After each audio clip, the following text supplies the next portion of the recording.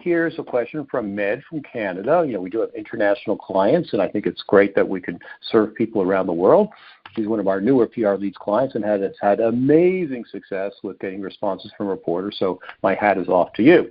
And she asks, how many revisions make sense before you are confident to have someone read it from your target audience? And how do you make sure that the book topics will create more business for you? Okay, two great questions. I think that will help a lot of people, so I'm really glad you asked these. And for those people who joined us on the line, we will be recording this, and we will be posting this entire file to YouTube with the questions and the answers so you can catch what you missed. Okay, so how many revisions make sense? Well, I don't think that's an accurate number. I think it's when you feel you are confident that you have something that you've taken as far as you can go and you can't take it any further, then that's when you want to show it to people. Now, it doesn't have to be the whole book. I wanted to dispel that myth. You might be working on chapters 2, 3, and 4, and you want some feedback on chapter 3. Just send them chapter 3. And realize your beta readers are doing you a great service, but no one has unlimited time. You don't have time to read 200 pages and give you feedback. If you do, then you have some really, really good friends, and that's great. But you can also take little pieces of their time. So you can read chapter 3, you can read chapter 7, and also direct them in a certain way. So you might say, are there enough statistics, or should there be statistics in here? Is there too much scientific research here? Does it bore people? Or do I need more research here to prove my case? Or do these stories work? Do they prove my point or not? That's something I do with my clients as a developmental editor.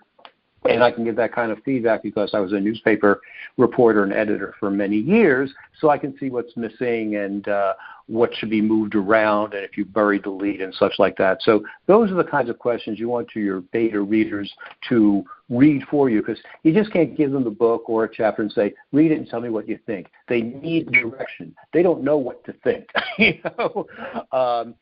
So steer them in a certain direction so you get the accurate feedback, the relevant feedback that makes sense for you. Okay, I hope that helps.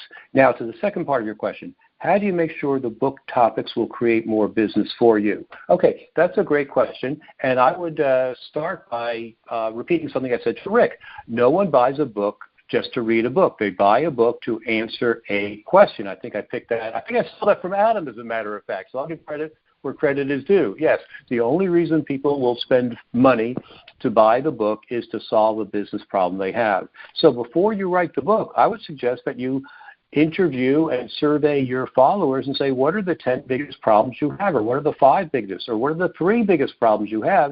And if you ask 10 people, you're going to get 30 answers, and from those 30 answers, you're going to get a number of people who are saying the same thing, and then you will know accurately what your prospects are struggling with. Then you write the book from that point of view. So you have those 8 chapters that point out those problems and how you would solve those problems for those people.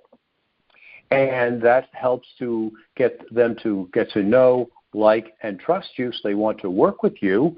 And then in the 10th chapter, the final chapter, that's where you let them know the next step, how they can work with you, how you work, how you've helped people, and set up your call to action so they can talk with you or meet with you, however you prefer. And that's how you can ensure that the book topics will create more business for you. So